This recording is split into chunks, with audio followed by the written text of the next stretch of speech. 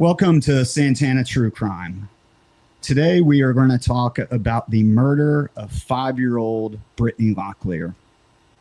Brittany Locklear was last seen alive January 7th, 1998. She was standing in front of the bus stop with her mother. The bus stop was conveniently located about 500 feet from her front door. While standing there, her mother had to go to the bathroom, and she reluctantly made the decision to quickly run inside. When she left, she assumed that Brittany would be okay. This was directly in front of their house. This is a small community, and she really did not think it was that big of a deal. But when she returned from the bathroom, she noticed that Brittany was gone. She still assumed that Brittany had been picked up by the bus and was on her way to school until a neighbor knocked at the door. The neighbor frantically told her that she witnessed Brittany being abducted. She reported that a pickup truck sped up to Brittany, who was about 3'10", wearing a red jacket, and threw Brittany in the truck and then sped off. That was the last person to see Brittany alive. Today, we've got two guests with us. Our first guest is the current police chief of the Wilsons Mills Police Department. He's a graduate of NC State University. He also got his master's from there. And the reason why he is on this show is he worked with the SBI and investigated this murder since 2005. We also have on the show author and professor and my brother, Brian Santana. He's the author of A Murder on Campus, The Professor, The Cop, and North Carolina's Most Notorious Cold Case. Gentlemen, thank you. Thank you. Thanks for being here. I'm glad to be here. Yeah. So, Chief, I wanted to start out with you. Is what reported about her being at the bus stop and being with her mother, is that part accurate as far as you can tell us? Yeah, that part was very accurate. And the next part about I've heard two things about the neighbor coming by. Do you know, was the neighbor, was it the female that lived next door to us, or do we have a lot of detail about that? Yeah, it was a family of, I think it was four, husband and wife, and they had two kids. And they would be out basically waiting for the bus with their two children every morning, just like Connie Chavis would. Connie Locklear, she became a Chavis later, waiting for the bus. So the families knew each other, and because kids got on the same bus, and that's how they happened to see what happened. Do you know, can you tell us about how far the families are apart as far as the houses in that neighborhood? Yeah, this is a rural community, so you don't have real close next door neighbors. So they were neighbors, but they were probably, their trailer was probably 200 yards away. Okay. So Brittany and her mom are standing at the street about, I've seen 500 feet to 200 yards away. Yeah.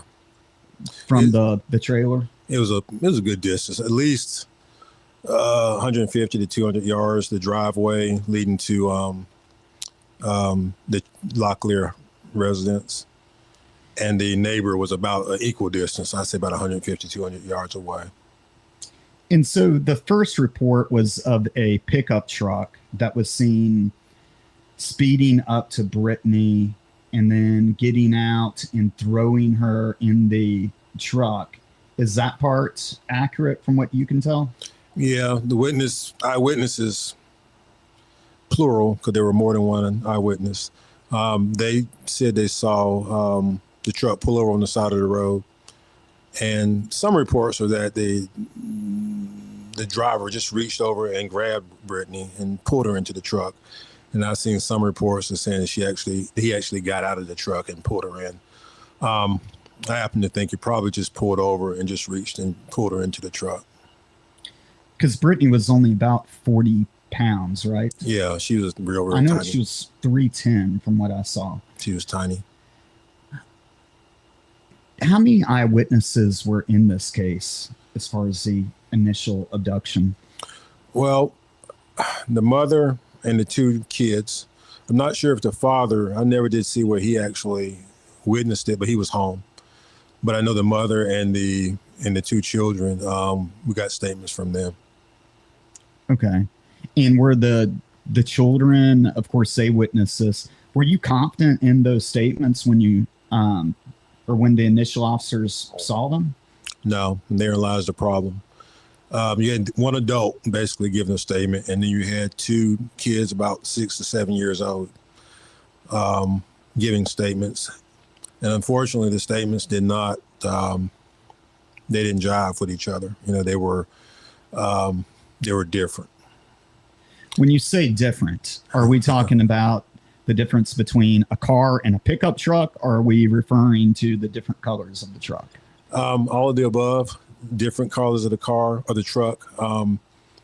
Some said it had fog lights. Some said it had a camper shell, didn't have a camper shell. And a lot of it was accounted for the fact that it was kind of a, it was still that time of the year, early January, that time of the morning, about 7 a.m. It was still dark outside. So it wasn't a lot of lighting. And again, they're looking at it from, 100 yard, 200 yard distance. So it's not, they didn't get a good look. They got a look at it, but it wasn't a close up look. So the best they could tell was what they told investigators. But again, the descriptions didn't match. Was there any description at all about what the suspect actually looked like? White male, but even there, we had some issues with that because in that region, Hope County, Cumberland County, Robertson County, there's a large Native American population, which, Brittany was Native American, Lumbee. And from a distance, if you have a light-skinned Lumbee, he could look like a white man. So the description came out as a white male, but honestly, you really don't know because it was a long distance and nobody could really be sure. What was the initial response of it was the Hope County Sheriff's Department? That's correct. That responded. What was their initial response? Can you tell us about that? Well, when they found out about it, they jumped on it very quickly. The problem was from the get-go, it was just like the perfect storm of everything that could go wrong to delay jumping on the case. It did happen. The backstory of that is that years later, I went back and re-interviewed Connie, and she told me that she did not believe initially that Brittany had been taken. So that delayed the whole process. Is that are you talking about when they went to the school to confirm that? No, before that. Oh, can you tell us more about that? Right. Well, when Connie went to the bathroom and she looked back out and she did not see Brittany at the bus stop, the neighbors came knocking on her door and they told her exactly what they thought happened, that something didn't look right, that they thought somebody had pulled over and put Brittany in the truck. Anyway, her words were basically, you're not going to punk me, basically. I don't believe you. You're not going to have me looking like a fool going up calling 911 for something that's not accurate. So she was apprehensive. She didn't think it was a joke necessarily, but she just didn't want to look like a fool. I remember her saying that, or look like an idiot. So rather than calling 911 at that moment, which, would have saved precious time, I think she gets her father-in-law, I believe it is, and they drive her to the elementary school. And that's when she confirms that Brittany never showed up. And at that point, she still didn't call 911. She called the sheriff, Sheriff Bird at the time. She knew him. she knew him personally, so she called him personally and let him know what happened. Which, you could say it's a direct line to the sheriff, but at the same time, that's not calling 911. That's, it delayed it a little bit. So she thought she was doing what she thought was the right thing to do, but in essence, it probably did cost precious time. But my understanding is, I think the family in question that actually saw the incident, I believe they actually called 911 also. At some point, I'm not sure exactly when, but I know Connie did not call him initially. Was there a BOLO or be on the lookout for sent with the sheriff's department, or are they just canvassing the area? What kind of response is going on? Now, once the sheriff's department was notified, yeah, they did. It was all hands on deck. The BOLO went out. Sheriff's departments were in conjunction with other agencies. Rayford would be right there. The SBI was called out, and just the alert went out because we had a bona fide abduction, at the time, and it was the school verification really proved that, because she never showed up.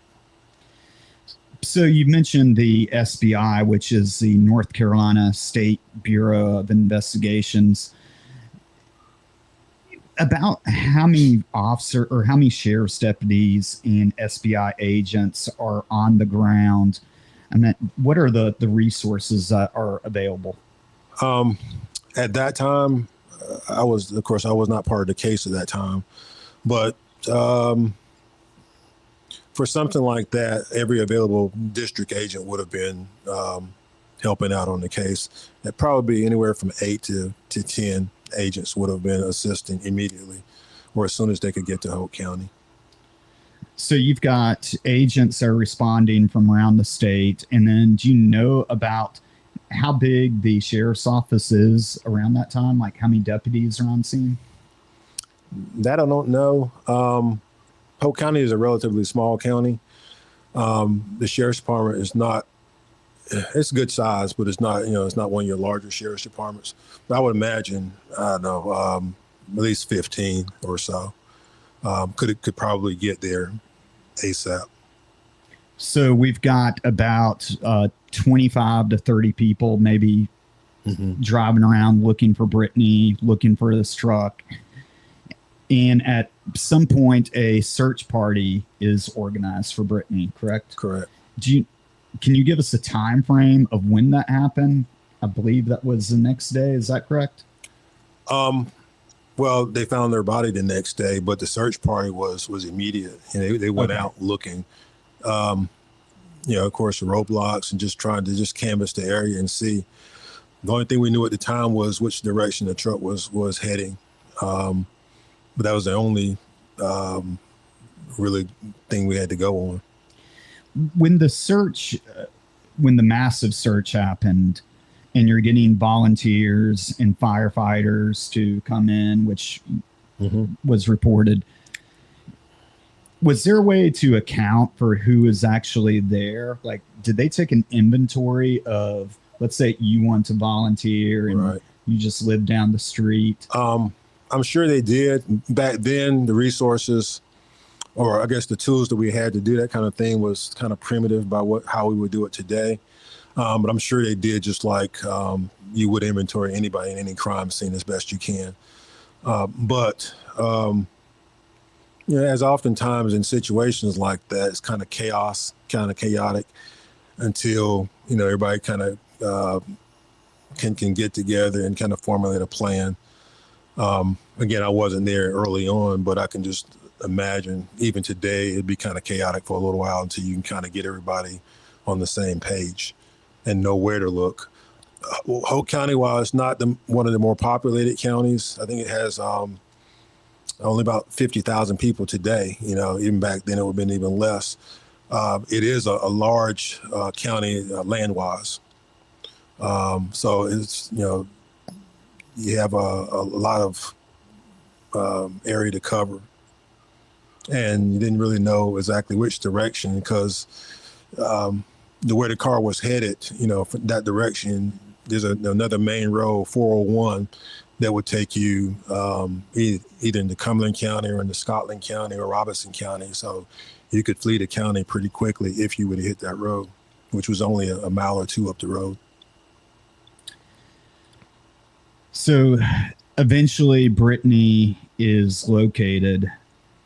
Can you tell us of how she was located and the location, the area of the location?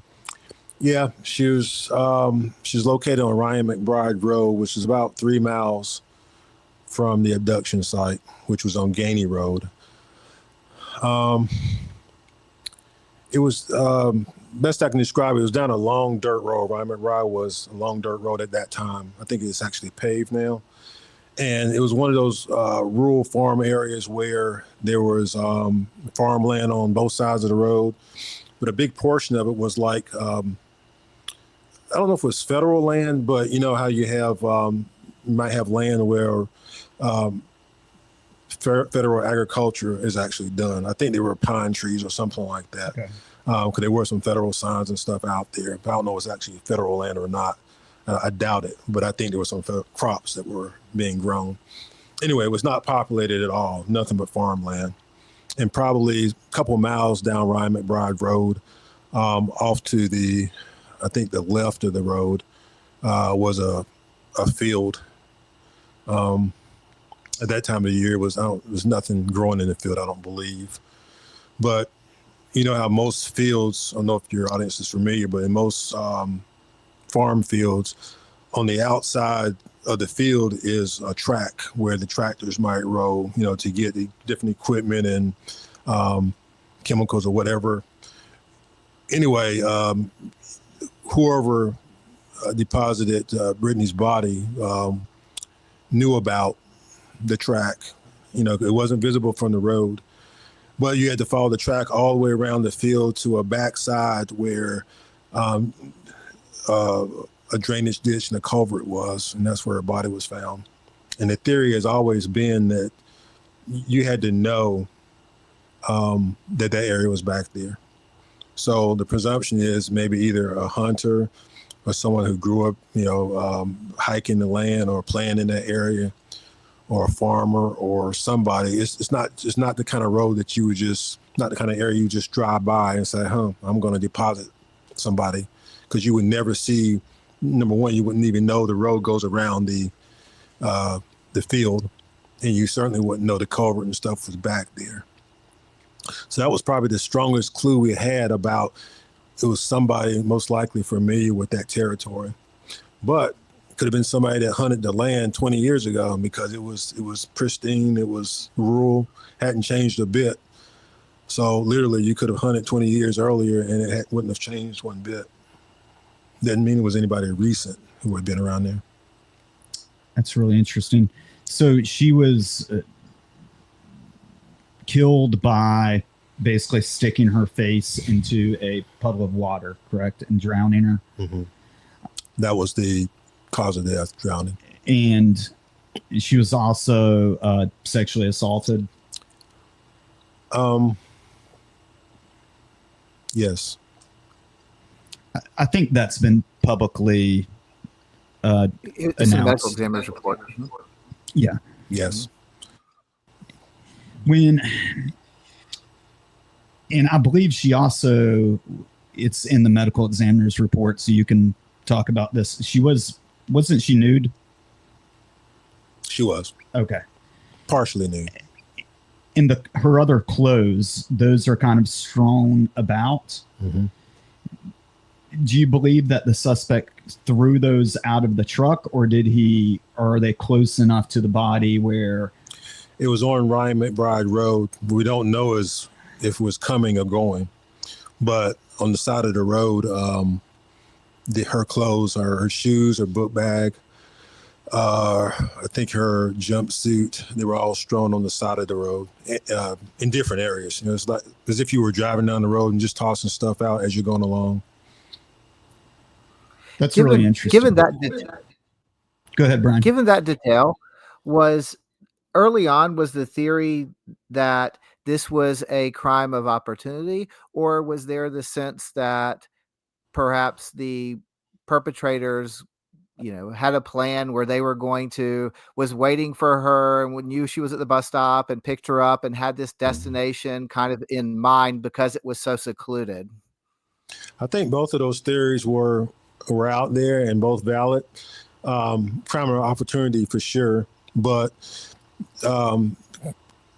Brittany was at that bus stop, every day. She was a kindergartner.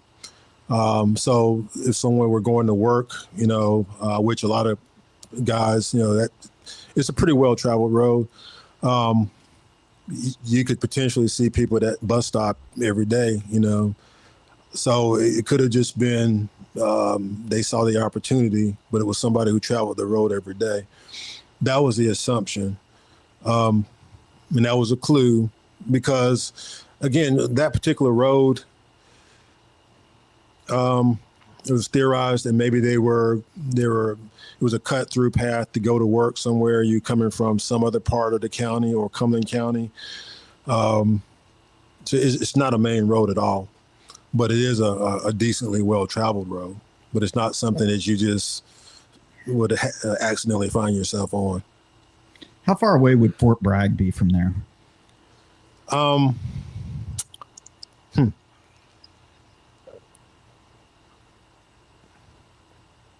Maybe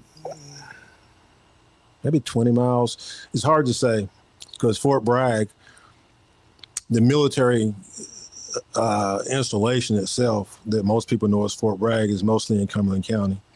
But a lot of the reservation where they train and do the artillery, gunfire, and all that stuff, which you can drive through, a huge portion of that is in Hope County and Cumberland County. But the installation itself, where the offices and buildings and the equipment is kept, is mostly in Cumberland County. So the reservation, maybe, I don't know, not far. So, and we'll get to this a little bit more in detail later, but the clothes that are located and these items that are located, this is 1998. DNA is still relatively new. Is the collection of evidence, is that something that we're confident, like we're still able to get touch DNA and things of that nature from? Or were people not of the mindset when they're taking that evidence in? At the time, DNA was still primitive compared to what we have now. But the collection of the evidence was fine. We had the techniques and the bureau was assisted with that, for sure, collection of the body and the evidence. So that wasn't much of an issue. What was an issue is that we didn't have the technology in 1998. So when I took over the case and I started well into the case, probably 2000, I'm just guessing here, probably 2013. I retired in 2017, but probably 2013, we took all the evidence and ran it back through the SBI crime lab because technology had changed. And we wanted to see if, with new technology, if we could get something from the old evidence. At that time, we did not. Now, since I've been gone, I don't know what has happened or if they've done it again. They probably will, but I know when we did it, 2013 or so, 14, everything came back negative. Negative for a hit in CODIS or negative for the presence of DNA? I would say both, but I would put an asterisk about a DNA. And I can say this, as an investigator, and I've talked to other investigators on the case, there was DNA, but it was always a question of the quality of the DNA, the type of DNA it was, and where the DNA came from. And I'll kind of leave it at that. So, for example, if you're talking about getting something that's very clearly the suspect's, like his semen, if that was on a piece of clothing, then you would absolutely know that's from the suspects. But if you just found an item that was near the clothes, you don't know if it's the suspects or just trash on the road. Would that be fair? That's correct. Okay, that makes sense. So this tragedy happens and you've got the resources in place. It sounds like Hogue County is doing a good job. And what is their initial thoughts? Are they going to sex offenders that live in the area? Can you walk us through that? I think they, within a 50-mile radius, I believe, I read that sex offenders were tracked down and interviewed. Sheriff Wayne Burr was a sheriff at that time. I know the Bureau, a lot of canvassing was done, a lot of interviews. One of my predecessors, Jay Tilley, I read somewhere that I saw an interview with him, and I talked to him about the case many times. I think he says it's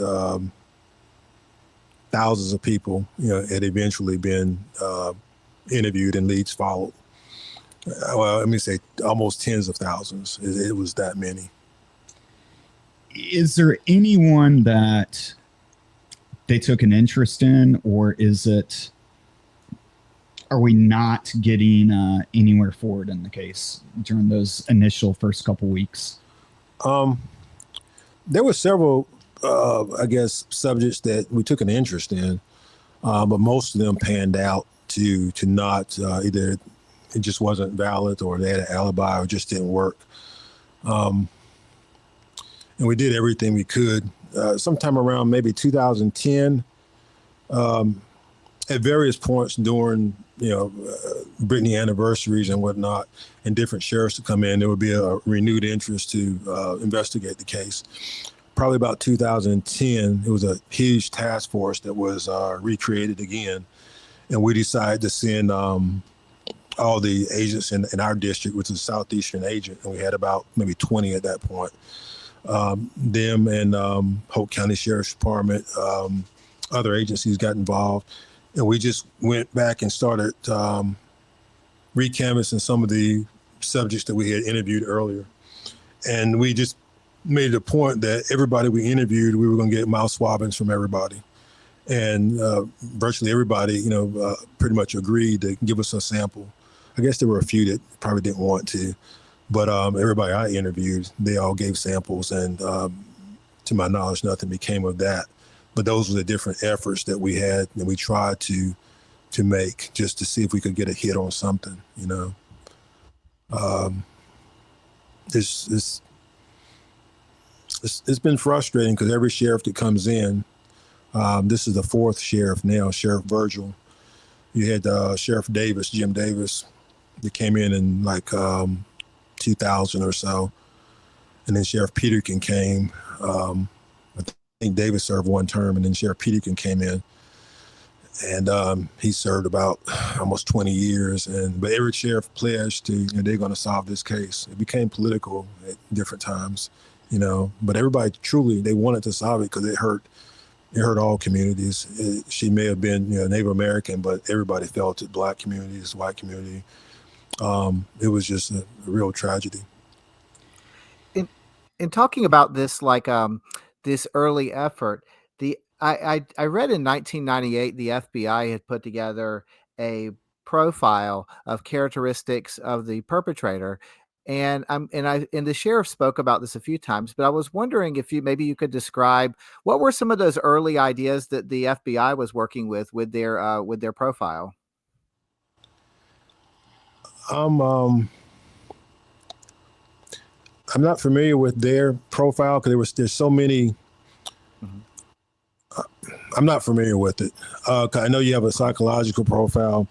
I know during my time on the case, the Bureau, my Bureau, SBI, we were, as an agency, we were against the profile avenue. The Sheriff's Department, which was Sheriff Peterkin at that time, his department and his investigators, they wanted to do a profile. Matter of fact, they had somebody, I think, around in Wilmington who was going to do the profile. Anyway, the concern was That's a valid concern. And this is in conjunction with the DA and everything, which was Christy Newton at the time, is that a profile, it almost, in some ways, it locks you in. You know, if your profile comes back as a white male, 40 some years old and whatever, and it turns out years later that it's not a white male, now you've got what you said years ago, it was a white male, the FBI said so, or whoever did the profile, the workup. So we, as our agency, we were always reluctant to do it. Now, I'm not familiar with the FBI, what they did, but I know Hope County did one on their own against our wishes. But then it's their right, because it's their case. We're just an assistant agency as the Bureau, the SBI. So they got every right to do what they want to do, but it was against our advice to actually do the profile, but they did do it. And I don't know how many they've done since then. And that's another problem. If you do one every couple of years and you getting different results, I mean, what good is it? And now you just got a bunch of conflicting things that could come up if you ever do catch a suspect. You just handed the defense something to work with, unnecessarily. Unless you got solid concrete stuff to go with, the Bureau was against the profiling. So you had the FBI assisting at one point, the SBI, the Hope County. Was there any other agencies involved? I want to say Department of Corrections, during the searches, and especially when we were looking at sex offenders probation, which would be a part of DLC.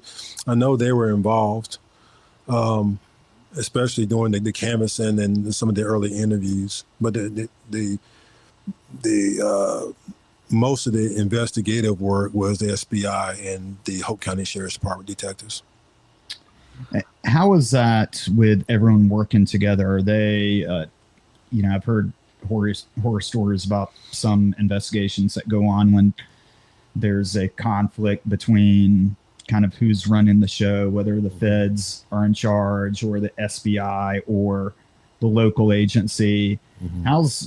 How's that all going for everyone?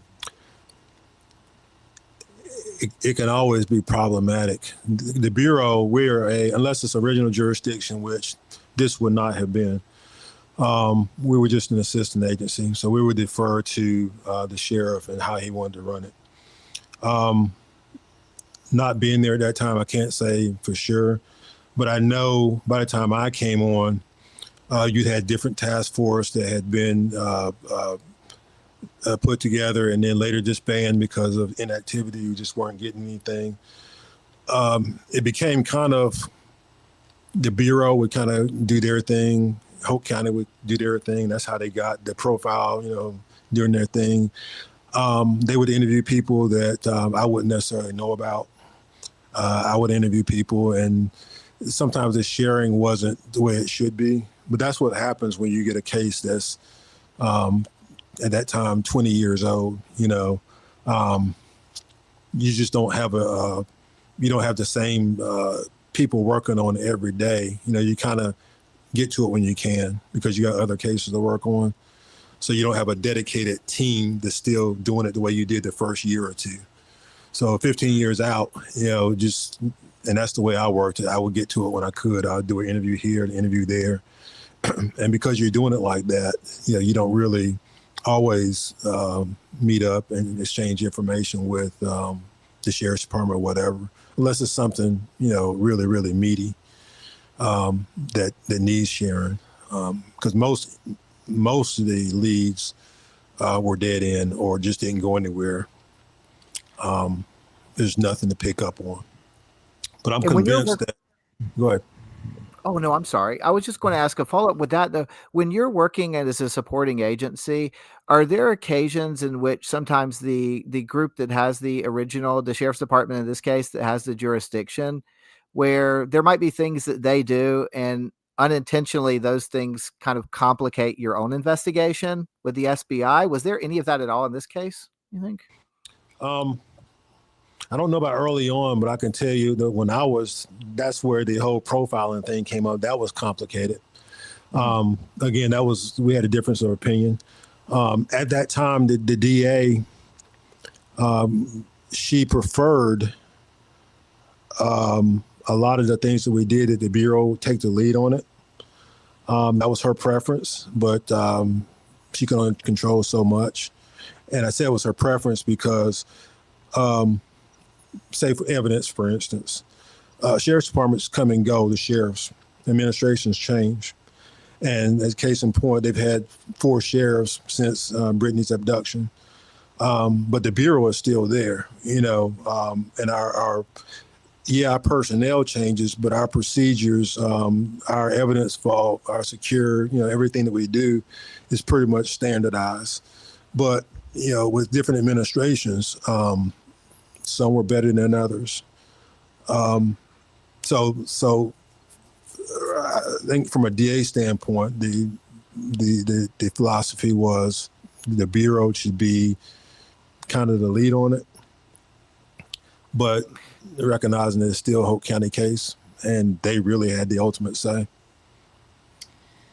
So one of the sheriffs, and Brian, you can chime in on this, one of the suspects was actually Brittany's grandfather. Mm-hmm. I understand that he even went so far as to locking down Brittany's house and putting crime scene tape around it. And I believe he took the grandfather to the morgue and started showing him crime scene photos. That would be Sheriff Davis, Sheriff number 2.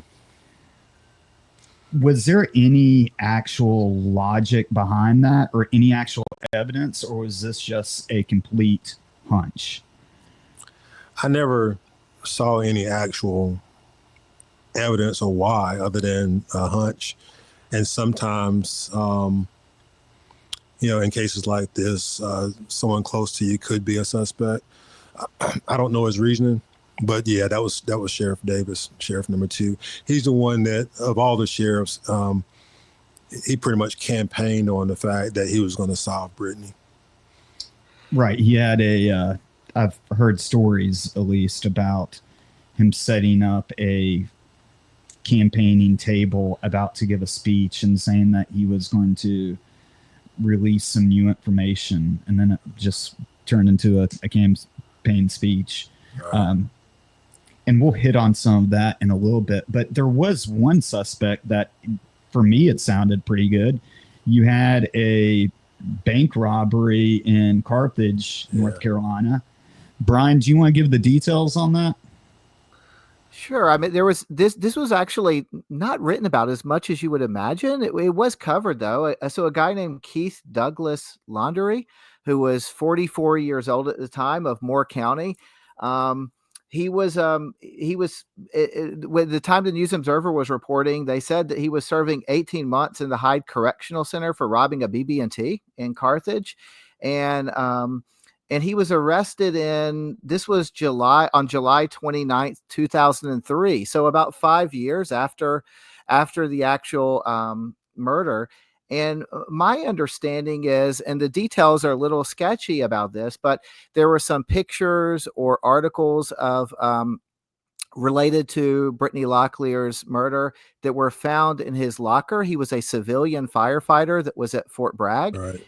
And I was really curious because the news coverage of this guy stops really fast. There was about 6 articles, for instance, that the News Observer wrote at the time. And I was curious, maybe if you could speak a bit about, like, is that fairly accurate about how he came on investigators' radar? And what else was in this footlocker? I was looking at this coverage and I thought, surely there's got to be something more to this than simply a single article about Brittany Locklear, a case that was very well covered at the time in that area, that was in his locker. There had to be something else, right? Right. Well, for the most part, that was the most promising lead that had ever come up in the Brittany case. And it was quite exciting. Long story short, he was a civilian firefighter based on Fort Bragg. It was brought to our attention by some of his other, fire mates, and I've seen pictures of the actual locker and crime scene, basically. that picture that has Brittany dressed in like a little gown that I think that you pulled up. It was a black and white, but that was the one that was in her locker. It was cut out of a newspaper article. Mm-hmm. I want to say there were some other little articles about it. And there was a cartoon. I don't remember. I wish I had.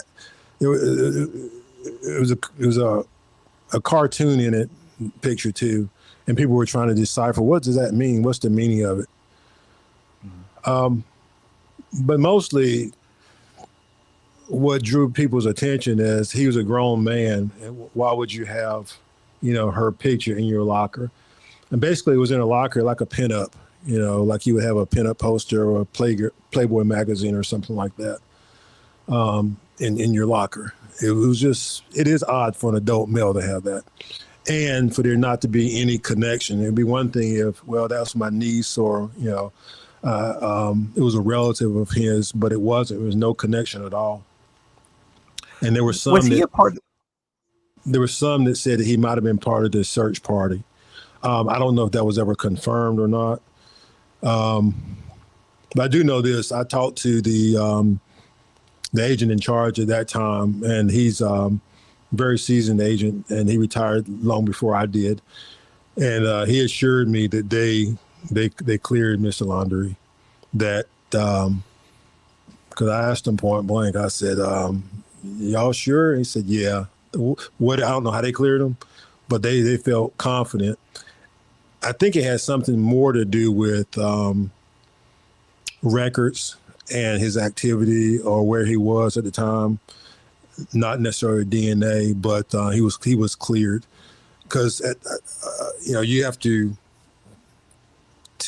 work on Fort Bragg. You have certain protocols you have to follow. As far as being on base and everything like that. Although that did come up, this was pre 9/11.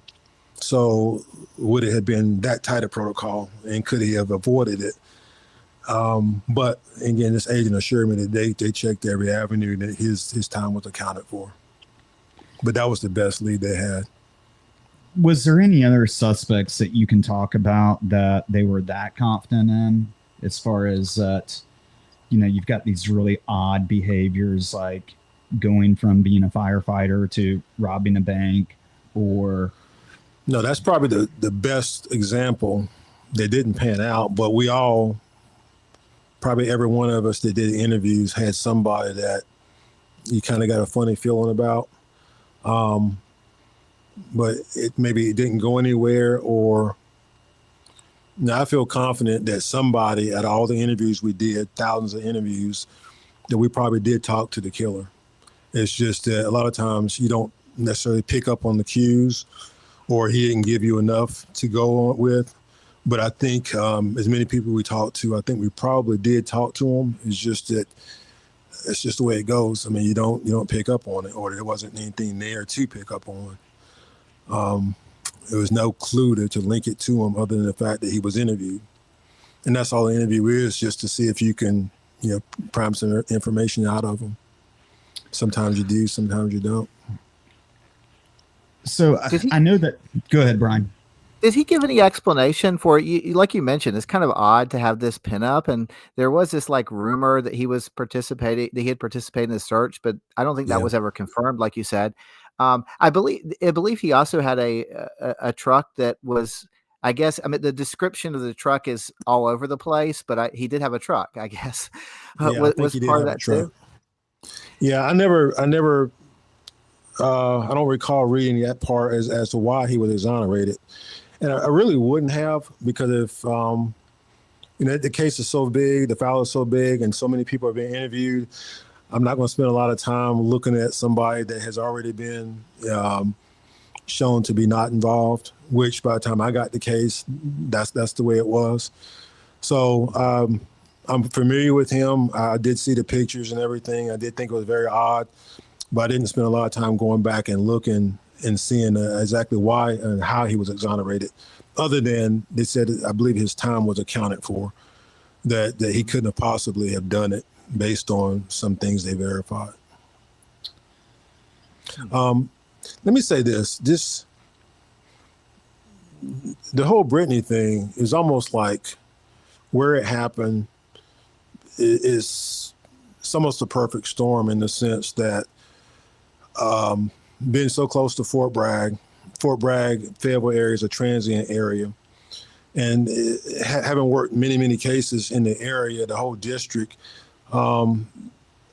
assuming it was a soldier, which it may not have been, but if it was a soldier, soldiers come and go through Fort Bragg so often. I mean, they may spend 6 months there and they're in California somewhere, or they're in Korea, or they're in Germany. So and that was always the fear, that if it was a soldier on his way passing through Fort Bragg very briefly, that we never would catch him, because he did his deed and now he's off in Germany for the next 18 months and may never come back to Fort Bragg. And that's the problem with an area of this so transient like that. That if it were someone like that, you probably never would catch him. With people that kill children, a lot of times you see they don't do it just once, especially a crime like this. Did anyone ever look at any of the crimes that are similar in nature in around the North Carolina area, or even around other Army bases? Yeah, we did. I can remember we did canvass, and some of the people we interviewed were people that had a history of sexual assault, or a history, they were on probation, or indecent liberties and stuff like that, as best we could, as best with technology.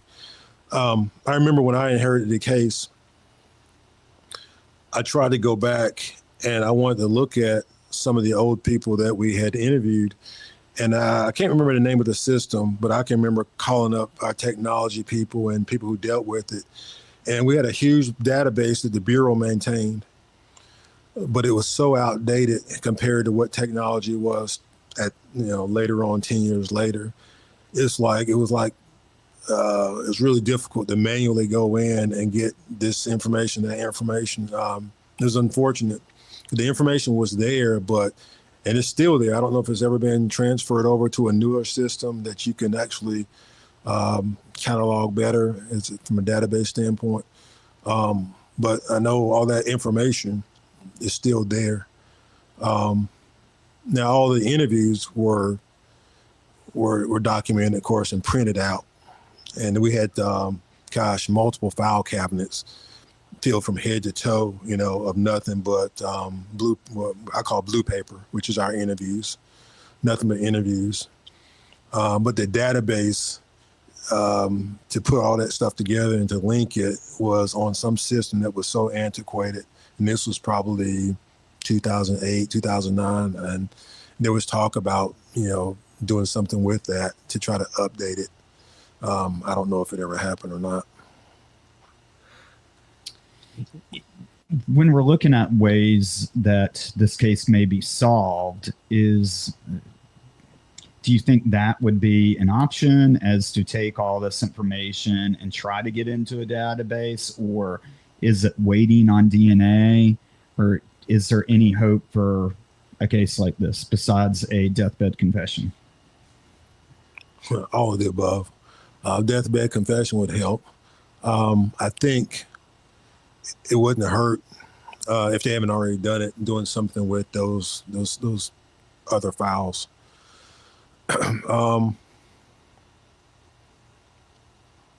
Also, DNA, I guess, with as DNA continues to improve.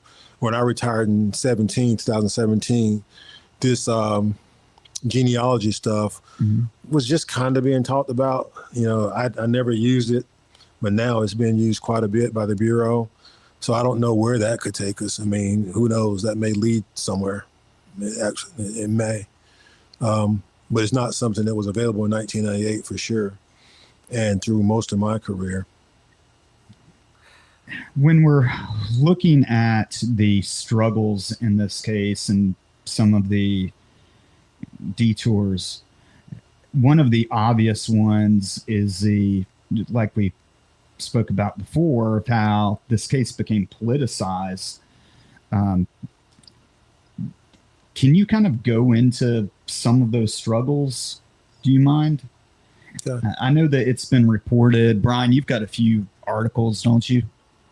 Yeah. So one of the things that I thought just sounded really unbelievable, I've kind of fact checked this to make sure it was true, but in thinking about the sheriff's race that took place, the Democratic primary between Wayne Byrd and Jim Davis, things had escalated to the point that Wayne Bird's son, Robin, actually burned down the home of Jim Davis's campaign manager and received a 23-month prison sentence.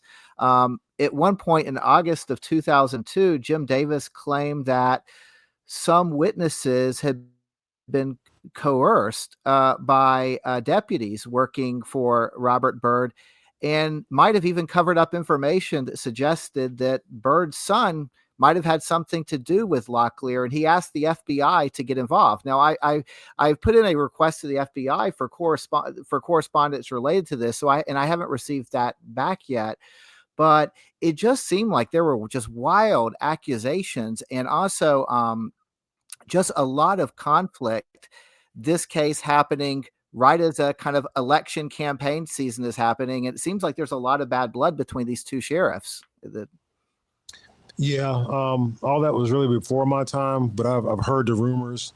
It was nothing that the Bureau investigated that I'm aware of, but I did hear the accusations, and a lot of the rumors on the street was that Sheriff Byrd's son had something to do with it, and he was covering for it. Sheriff Byrd, I think, by many sectors of Hope County, wasn't very well liked, and Sheriff Davis capitalized on that. There was some bad blood there. Neither one of them solved the case. And then Sheriff Peterkin came in, and he had some issues with Sheriff Davis that was kind of unrelated to Brittany. They didn't get along. And then it kind of calmed down a little bit because Sheriff Peterkin stayed there for about, 20 plus years before his sudden death, a couple of years ago, unexpected death. But it's been a political, volleyball unnecessarily so, because it touched everybody in that whole area. WREL, I can't remember his name. He's one of the anchors. He would contact me quite frequently because he's done a couple of exposés online, and he told me that was. It's just before he retired, he really wanted the case solved. And he would call and just to see if there's any updates or see if there's anything new, because a lot was just personal conversation. He just really wanted to solve that case because it was Gerald Owens, I think his name it was. Okay. It was really bothering him. I think he's still on WRL, I believe. But it just, the whole region was just, understood just what it meant. It was just such a devastating tragedy to have it happen that way. I'd like to say something about Connie if I could. Yeah, go ahead. This is your time.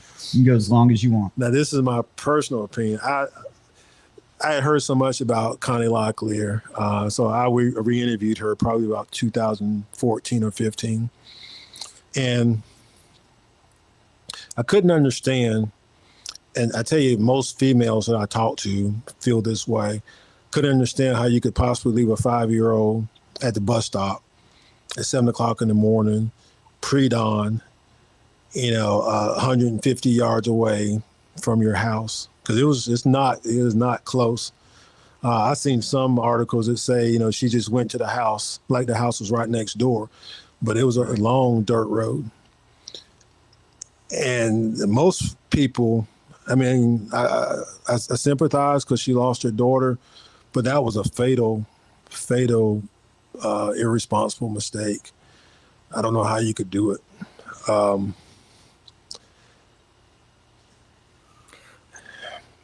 Do you feel that she really did walk Brittany out to that bus stop every day? Or do you think this is something that someone noticed a 5-year-old there and he's waiting for his opportunity, which really makes sense in my eyes, that he knows that this is going to be the day. And that's probably the more consistent pattern of he's speeding up and enacting a plan, as opposed to he happens to see a 5-year-old by himself. That's the consensus, is that, and I thought that too, that this wasn't the first time you left a child there at the bus stop. It was more probable that, just like he said, that he drove by every day and saw that child sitting out there. Now, I don't know if that's true or not.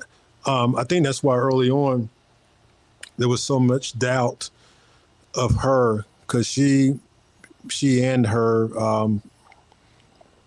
I think husband, or she and some other family members, they did have to take a polygraph. And it's, you don't normally like to give victims like that or family members polygraphs, but they did take one. But I think it was because it just didn't make a lot of sense. Why would you leave? For most mothers, that's unthinkable. Kindergartner, that far away. But I will say this, and she didn't tell me this when I interviewed her, but I was looking not too long ago. I saw her interview that she did. I guess it's several years old now. But one of her explanations was that she was standing out there and the bus was late that day. And because it was a new driver, and for whatever reason, he was later than usual, and she had to pee really bad. So that was why she couldn't wait. But ordinarily, the way she told it, she could have waited normally, but on this particular day, the bus came later than normal because they had a new driver. Now, that was the first time I had heard her say that. You take it for what it's worth. I guess it makes sense. It explains a little bit more of why all of a sudden she couldn't wait. But it does beg the question, has she done that before? Was that the first time? And that was kind of my thought when I was looking at this and just kind of playing it out in my head of, you've got this really rural area, and I assume that you can see for, a good ways out. And if you see, I think, sure, it sounds like a good scenario that the suspect sees the 5-year-old, she's by herself, she's small, she's even wearing a red coat, so she stands out. And he drives up to her and aggressively throws her in the car and speeds off. But it just seems to me like it's more likely that he's traveling this road every day and he sees this girl and probably starts fantasizing about what he's going to do. And then that progressed and he enacts a plan to kidnap her. And I think that's one of the things that's hard with some of the statements. I've seen it reported actually both ways, and I honestly just don't know what it actually was. Was this one of those things, like you all were saying, where she had a habit of walking Brittany down to the bus stop, and then on this one random day, she had to go to the bathroom, and she went back inside, and the one time she left her alone, this other truck just happens to speed along and grab her daughter? Or I've also seen it reported that, yeah, she just turned around for a moment, like you were saying, Chief, and just turned around for a moment and took her eyes off and she was gone. That only seems to make sense if she's in her house watching her from afar. She turned around just to go to the bathroom for a second and then was right back at the window. And I was not sure whether the pattern, like you all said, was that she kind of maybe walked her out of the house and then sent her down to the bus stop and then watched her 200 yards away, whatever, from the actual from the comfort of her house, or whether she had actually walked along that 200 yards back up to the house to go to the bathroom. And sometime in that period when she got into the house and turned around, someone immediately just happened to be there at exactly the right moment and grabbed her. It just seems like a very tough thing to imagine, that level of coincidence. And or am I reading this incorrectly? No, you're not. Something I would like to know, and I didn't. I guess after the fact is it doesn't change the fact of what happened. I mean, we would just be beating up on Connie, but I would Sure. love to have interviewed the neighbors and asked them. I don't know if they were ever asked. Did Connie ever leave her child, at the bus stop alone? Did you ever see Brittany waiting there at the bus stop by herself? At this point, or even after the fact, I mean, I don't know what it would have proved one way or the other than the fact that Connie's not telling the complete truth. It doesn't mean she had any hand in her child being kidnapped, but it could prove embarrassing for her, so she could be, kind of fudging on the story a little bit. I don't know.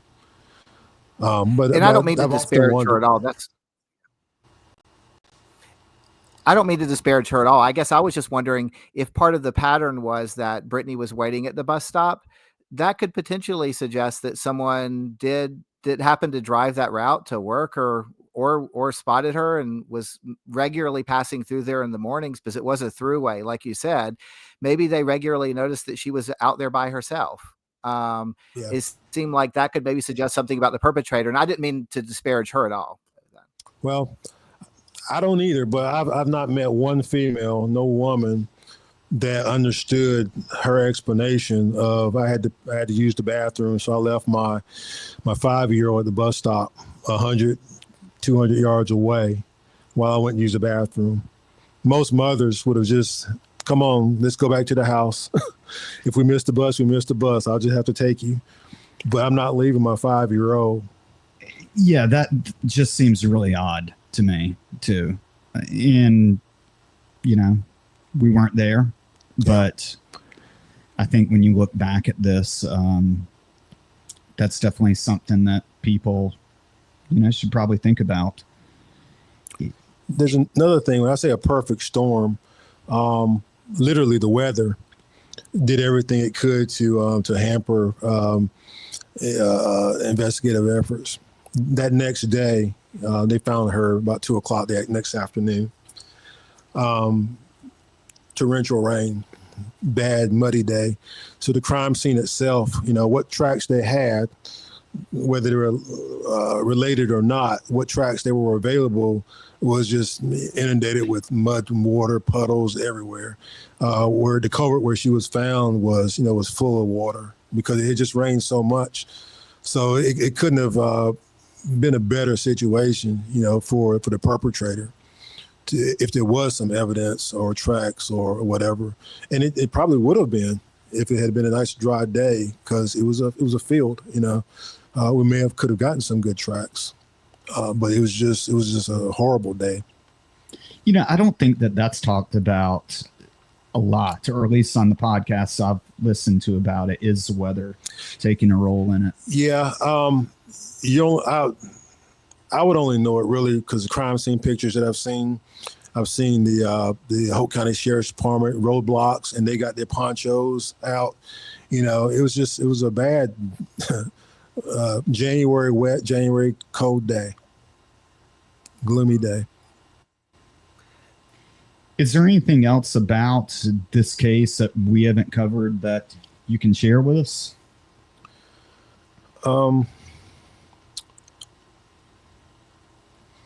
That's about it, pretty much. Just again, it's always been our worst fear is that the perpetrator was a transient person just passing through.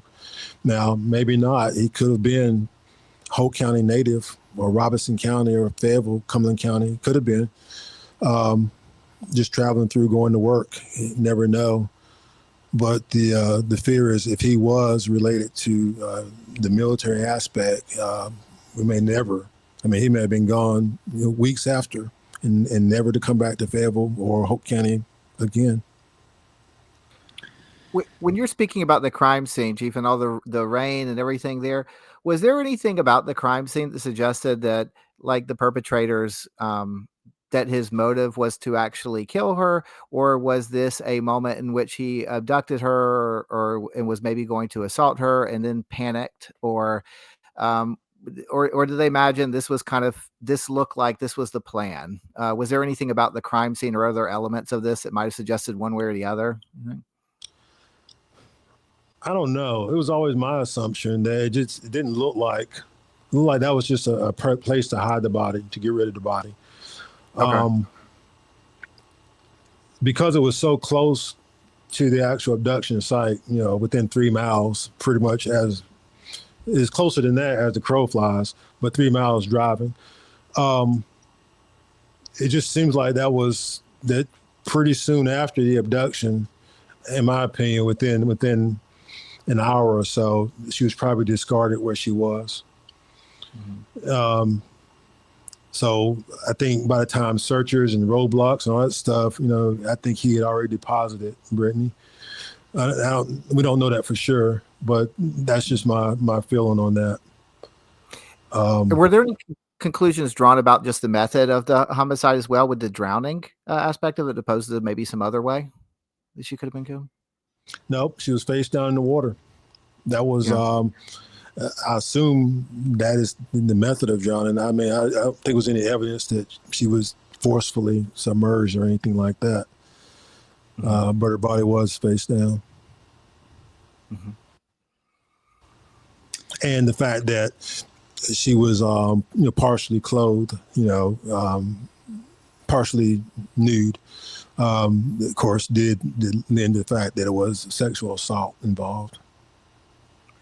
And when there are all these different tips that are coming in, and I've read different numbers, but they're all in the thousands or tens of thousands from then till now, I guess. What can you give us a sense of, like, what types of tips are these tips where people were like, my neighbor is a little odd, you might want to look at them, or were they tended to be a lot of tips about vehicles? I know someone who drives a truck that has fog lights, or was it kind of all over the place? All over the place. And I misspoke. I looked at my notes. It was thousands. It wasn't tens of thousands, but it was, I think back in the mid 2000s, it was probably about 2,000. And it's probably a lot more than that now, leads that were followed up on. But we would get tips, especially when we reorganized a new task force around 2010 or so. We were getting new tips generated, and it was a run of the mill of, I remember one in Scotland County, which is the county right next door to it.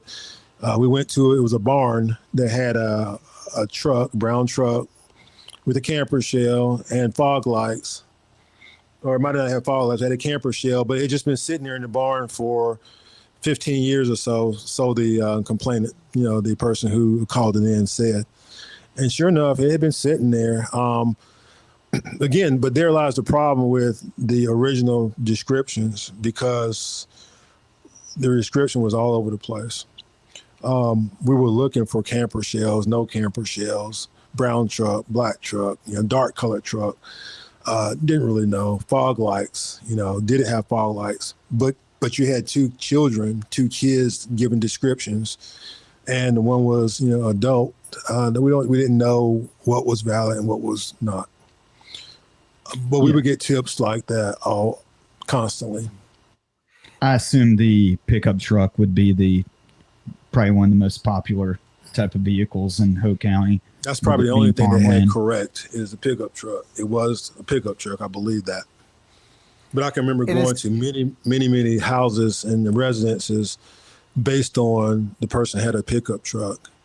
And that was the driving force behind interviewing the person at the beginning. Nothing more substantial than that, other than the fact you had a pickup truck that fits the description kind of around that time, in 1998. Or if it was a 2006 interview, you have a late model pickup truck now we're looking for that would have been, driven in 1998. Makes sense. Go ahead, Brian. And given that Brittany was inside the pickup truck, in I guess more recent years when the materials have been sent off for testing, I mean, it would be a really hard thing to do to try to.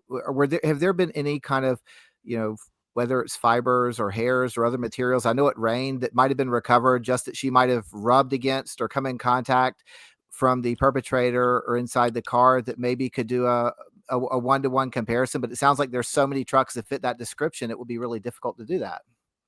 Yeah, I'm not aware of any kind of, I'm sure they searched. That's the one thing they would have searched for, any kind of fibers and stuff on her clothing or book bag. I'm not aware of any kind of fibers that were removed that may have come from the truck. I do know the items that were found. There was some discrepancy about, what did it come from, the crime scene itself, or were they discarded by the hundreds and hundreds of searchers that were out there canvassing the area. And that happens, and you try to control as best you can by letting the searchers know beforehand, don't deposit stuff, don't just throw down stuff, but then when it happens, oftentimes that person's not going to own up to it, so you don't know where it came from, but you collect it anyway. And that's what happened. We collected a lot of evidence, a lot of items that you didn't know was connected or not.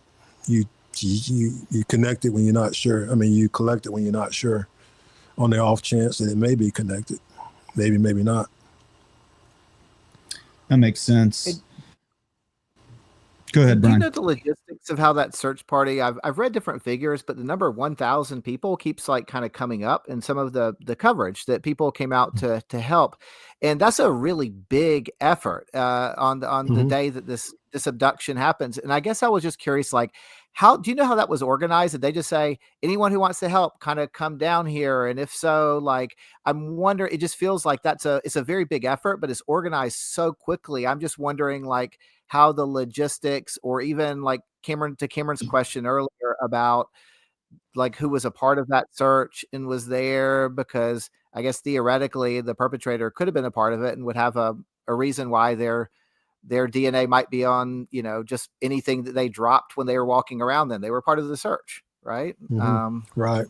I don't know. I don't know how it was organized. I do know it was all over the local news. Well, down there in Lumberton and Hope County and Fayetteville area, WREL is the predominant, and WTVD out of Durham. I know it was all over the news. So I guess people with interest in the area would have come out. I don't know how it was organized though, but I've heard that too, that it was hundreds and hundreds, possibly 1,000. I don't know, but I do remember that there was large numbers. But again, that area is so vast. I mean, Hope County is a large area, and they really didn't know which direction at the time they were headed. So many regions were searched that had nothing to do with where Brittany was actually located. And I think it was a DLC. Yeah, it was DLC with their dogs and stuff from the local prisons. I think they're the ones that actually found the body. Oh, I didn't know. If I'm not mistaken. Yeah. I understand that another thing that we didn't hit on was her funeral. Did you go to that? I did not. Okay. I heard in one of, I think it was in an article, that SBI investigators showed up to the funeral to try to see if they could find someone acting unusual. Right. I don't know that to be true, but that's pretty common for investigators to do that. It wouldn't surprise me at all. So I'm guessing nothing came out of that. Not that I'm aware of. I've never heard anything, but I'm pretty sure they probably did attend it, or some investigator, whether it was the Bureau or Hope County. I would be surprised if they did it. Yeah, it makes complete sense of why you would do that, especially given the crime.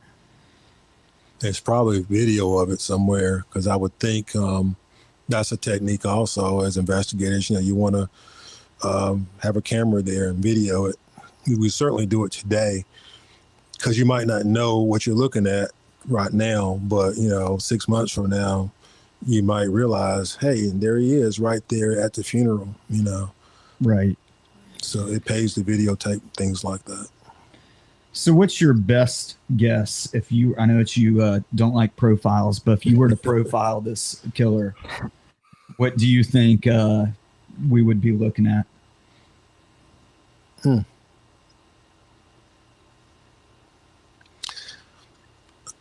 I honestly don't know. And I say that because there was so little to go on.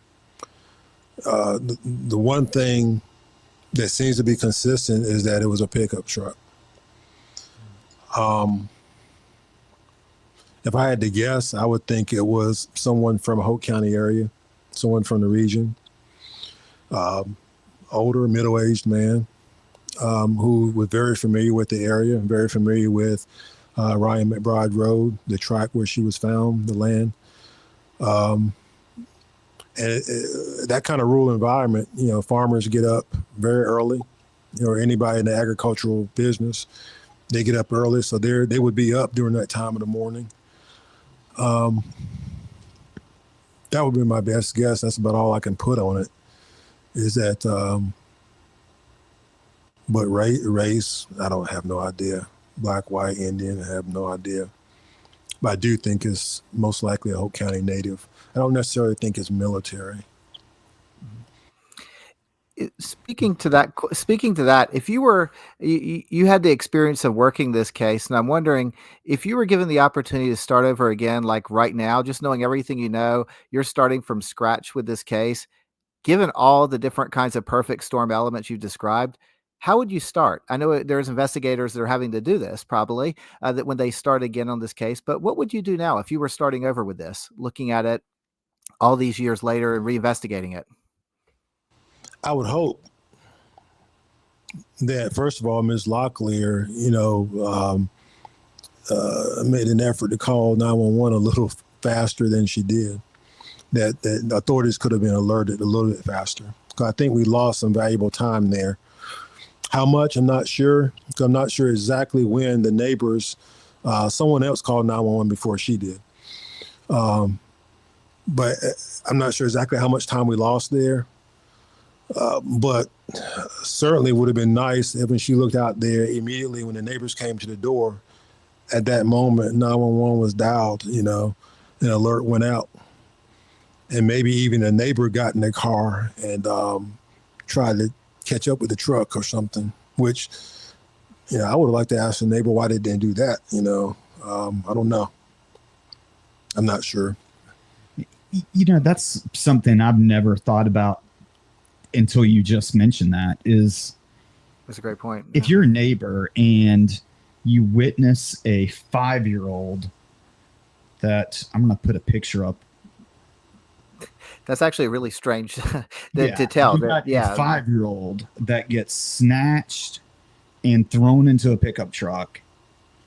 And instead of getting in your car and driving after it, you run 200 to 500 yards to the neighbor's house and let them know about it.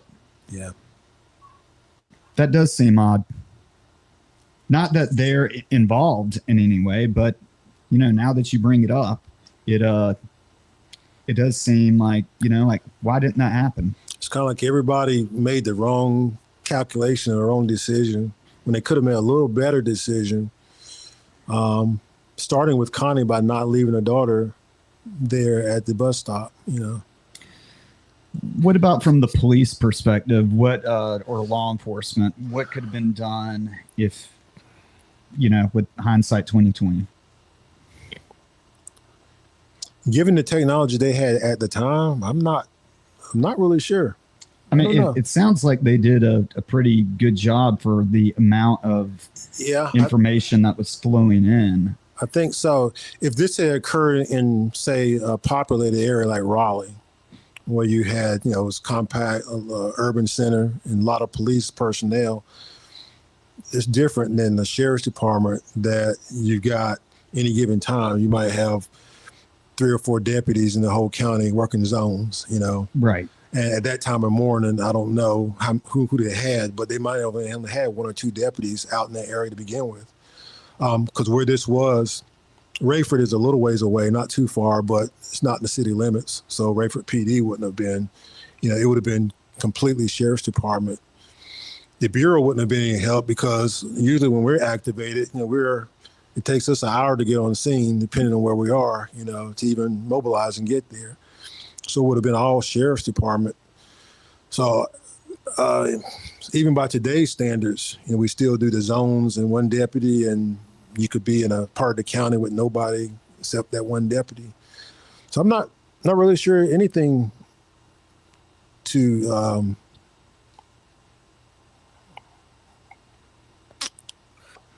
one thing I can say is just hit it quickly as you can and as hard as you can with as much personnel, saturate the area. But in 1998, I'm not sure they could have done any better other than getting notified ASAP as quickly as possible. And I guess from the perspective of 2025 right now, if you were starting over in 2025 reinvestigating this right now, what would you do now? Like we know all the different kinds of just things that happened in the past, but if you were starting with this now with the intent of trying to make some headwind with it, what would you do right now, do you think? If our sheriff's department or in my jurisdiction? Because that has everything to do with it. You know, if you're talking about Rayford PD, I mean, they couldn't do anything. But the sheriff's department, if I were sheriff and it happened in my county, best I could do is get as many personnel, and we got drone capabilities now, get that up in the air flying and see what you can do. I think even some of our air partners, you know, Highway Patrol, we have capabilities of getting, you know, something in the air looking as soon as possible. Even I think the news people would probably more than happy join in. If we knew it was an urgent time frame and, you know, it was critical that we find her as quickly as possible, which in abduction cases it is. We do have the Amber Alerts that go out immediately. Although I think people are kind of immune to Amber Alerts nowadays. Right. It's like a car alarm used to be. Yeah.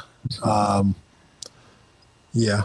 So, but, you know, we do have that to at least alert people and let people know to be on the lookout. And I guess that probably would have been very good. Amber Alert, be on the lookout for a brown truck, you know, with camper shell and whatever. I hate to keep using the word perfect storm, but everything just kind of converged in an area that was not populated, not well lit. The weather sucked. The mom delayed everything, and she set it off by doing something that was kind of unbelievable, leaving her child like that. So, and then it appears that the perpetrator may have, you know, beaten the system and gotten away with it. Mm-hmm. Well, hopefully that's not the case, but I was going to say, has any private labs looked at this, like Othram, or that has better technology, I assume, than the SBI? Not that I know of.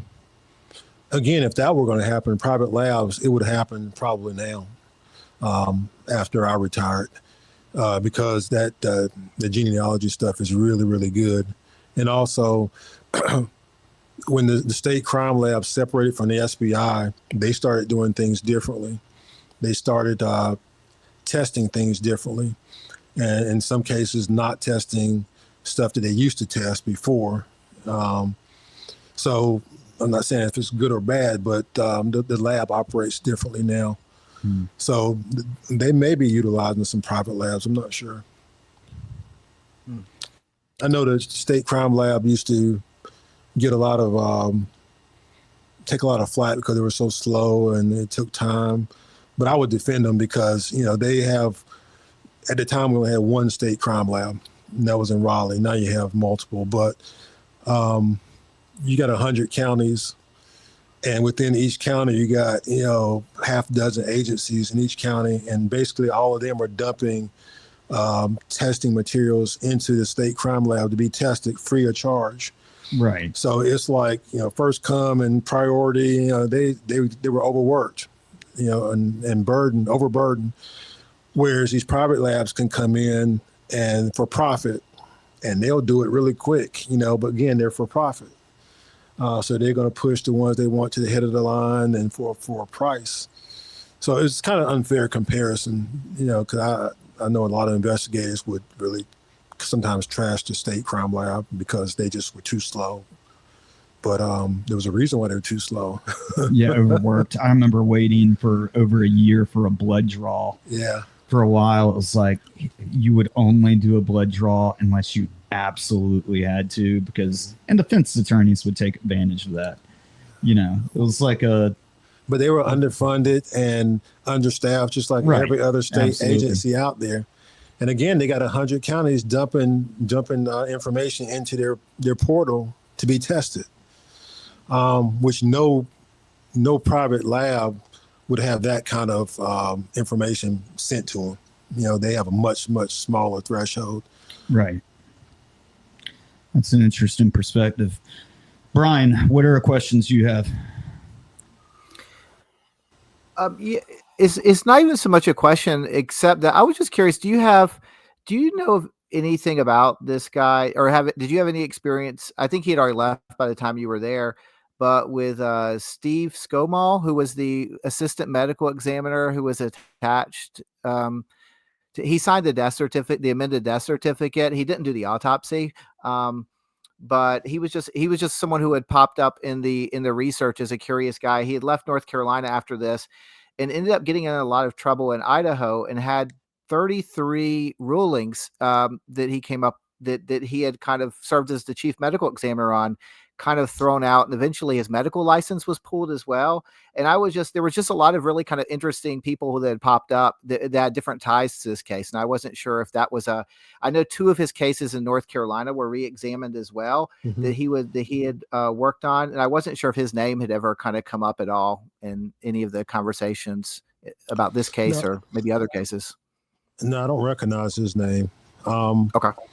I work closely with a lot of the medical examiners, and especially the chief medical examiner in Raleigh. She's since retired. Well, at the time, I forget his name. He was a long-time medical examiner. He's been long retired. No, I don't know the one you're talking about. Okay. Yeah. Chief, anything else before we wrap it up? No, I think you pretty much covered it all.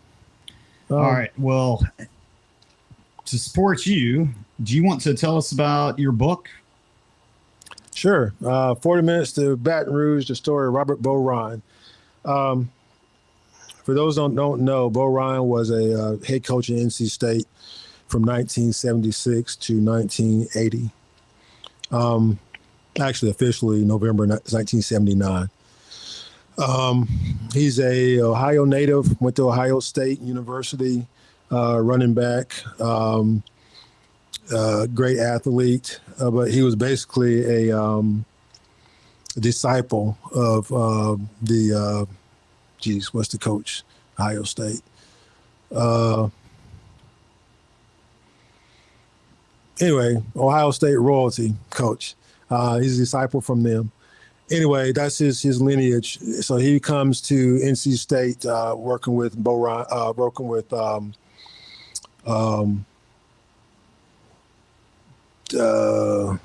Lord. It's fine. So the book is available on Amazon, correct? It is. Any other place we can buy it? Yeah, I think it's available on Walmart. I saw somewhere. Okay. So Walmart, and I did see it on Amazon for sale. Yeah, the main place is Amazon. And also, being the chief of Wilson's Mills Police Department, I understand there's some openings you have? Yeah, we do. Currently, we have about 8 openings that we're trying to fill ASAP. So if anybody's interested, they have any kind of interest in law enforcement, whether they're sworn already or need to be sworn, come talk to us and we can set you up. And what's the best way to reach Wilson's Mills? Should we I know they've got a Facebook page.